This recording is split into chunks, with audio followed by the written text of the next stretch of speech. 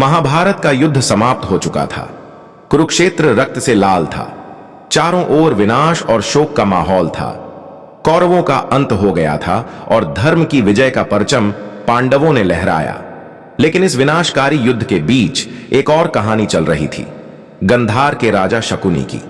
शकुनी, जिनकी चालाकियों ने महाभारत के महायुद्ध को जन्म दिया, अपनी मृत्यु के समय भगवान श्री कृष्ण से एक ऐसा प्रश्न पूछ बैठे जिसने धर्म, कर्म और जीवन के मायनों को ही बदल दिया।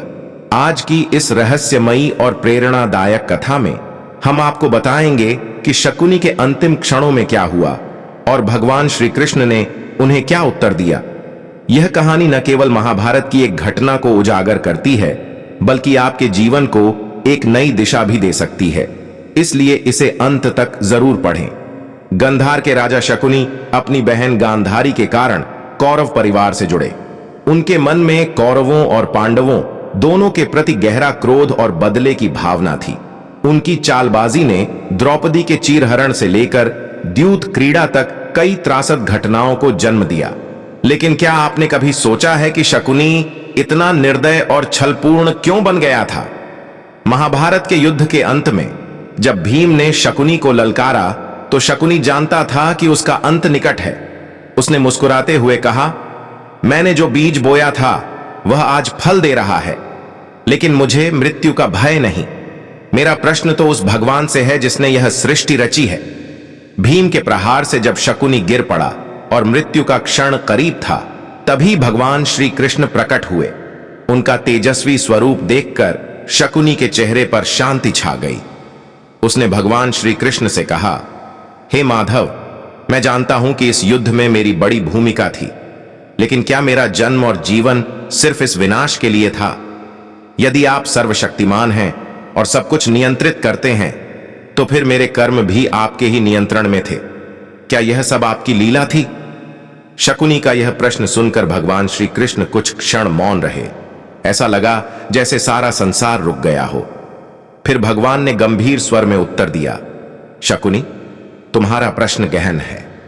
यह सत्य है कि मैं सर्वशक्तिमान हूं और सब कुछ देखता हूं, लेकिन मनुष्य को कर्मों की स्वतंत्रता देता हूं। तुम्हारा जन्म तुम्हारे पूर्व जन्म के कर्मों का परिणाम था। मैंने तुम्हें अवसर दिया, लेकिन निर्णय और कर्म तुम्हारे हाथ में थे। तुमने बदले की आग में अपने जीवन को झोंक दिया और पूरे राष्ट्र को विनाश की ओर धकेला। शकुनी की आंखों में आंसू आ गए। उसने कांपते हुए पूछा, तो क्या मेरे जैसे लोगों के लिए कोई मुक्ति नहीं है? क्या मेरी आत्मा हमेशा इस पाप का भार ढोएगी? भगवान श्री कृष्ण ने कहा, मुक्ति हर आत्मा का अधिकार है, लेकिन इसके लिए सच्चे हृदय से पश्चाताप करना आवश्यक है। जीवन का उद्देश्य केवल बदला लेना नहीं है, बल्कि धर्म को समझना और उसका पालन करना है। आत्मा की यात्रा यहां समाप्त नहीं होती। भगवान के उत्तर ने शकुनी को गहराई से प्रभावित किया। अपनी अंतिम सांस लेने से पहले उसने कहा, हे माधव, मैं जानता हूं कि मैंने गलत किया। यदि दोबारा जन्म मिले तो मैं इस पाप का प्रायश्चित करना चाहूंगा। भगवान श्री कृष्ण ने आशीर्वाद दिया, तुम्हारी आत्मा को शांति मिले। उसके बाद शकुनी ने अंतिम सांस ली और उसकी आत्मा मुक्त हो गई। शकुनी की यह कहानी हमें सिखाती है कि हमारे कर्म ही हमारे जीवन का निर्माण करते हैं। चाहे हम कितने भी चालाक क्यों ना हो, छल और बदले का मार्ग हमें केवल विनाश की ओर ले जाता है। सच्ची शांति और सुख के लिए धर्म के मार्ग पर चलना और अपने कर्मों को शुद्ध रखना आवश्यक है। यदि यह कहानी आपको प्रेरणादायक लगी हो तो इसे अपने दोस्तों और परिवार के साथ साझा करें। ऐसी ही रोचक और शिक्षाप्रद कहानियों के लिए हमारे चैनल किंतु परंतु को सब्सक्राइब करना न भूलें।